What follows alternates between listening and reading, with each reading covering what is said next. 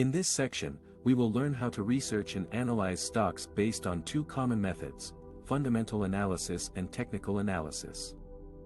These methods can help us find stocks that offer strong growth potential at a good price, and also help us decide when to buy and sell them. Fundamental analysis is the process of examining the underlying company's business, such as its earnings, sales, dividends, cash flow, and valuation. Fundamental analysis can help us answer questions like: is the company profitable? Is the company growing sales? Is the company paying dividends? Is the company stock cheap or expensive? Does the company have a healthy cash flow? Is the company efficient? There are two main strategies for using fundamental analysis: growth investing and value investing. Growth investors focus on the future prospects of a company, and look for stocks that have high revenue growth rates, even if they are not profitable yet. Value investors focus on whether the current stock price makes sense given the health of a company, and look for stocks that are undervalued by the market.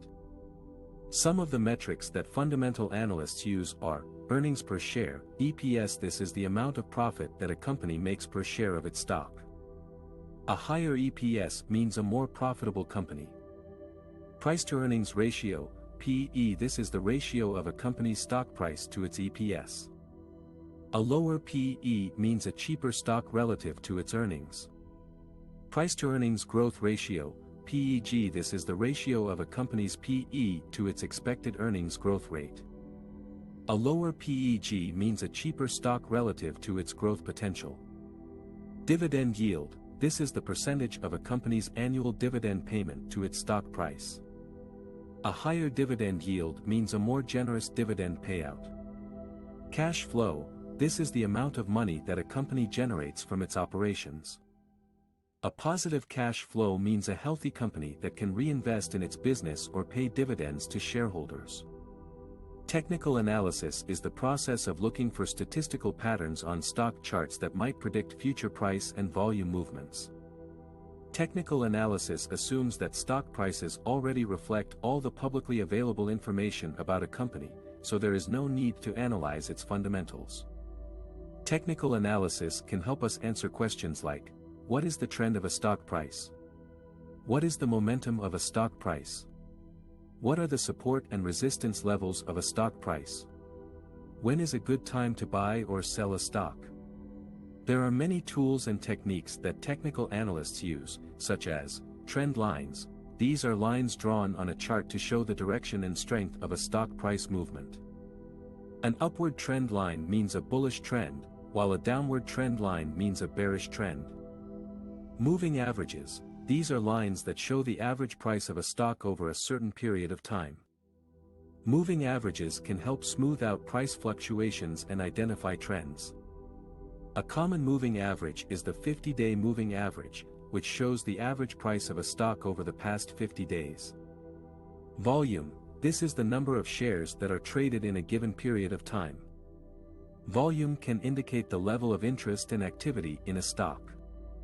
A high volume means a lot of trading activity, while a low volume means less trading activity.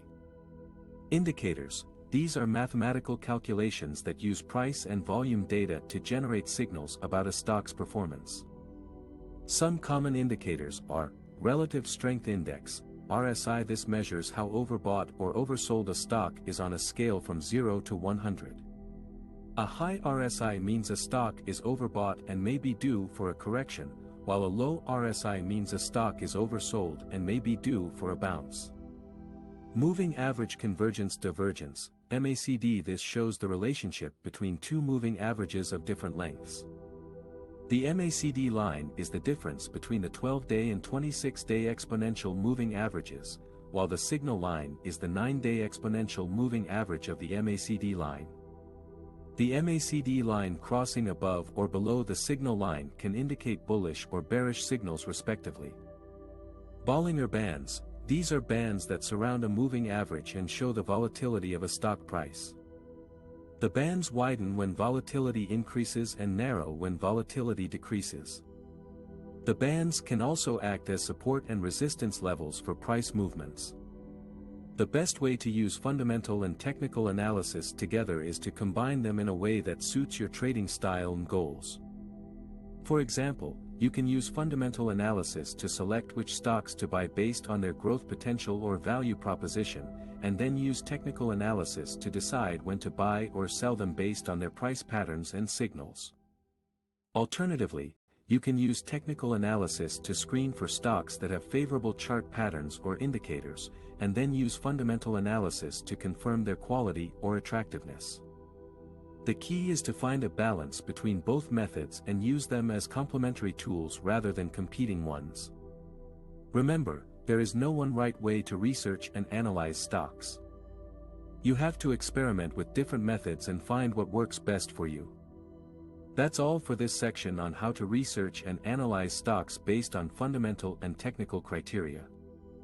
I hope you learned something useful and enjoyed this video. If you did, please like, share, comment, and subscribe for more videos like this one. Thank you for watching.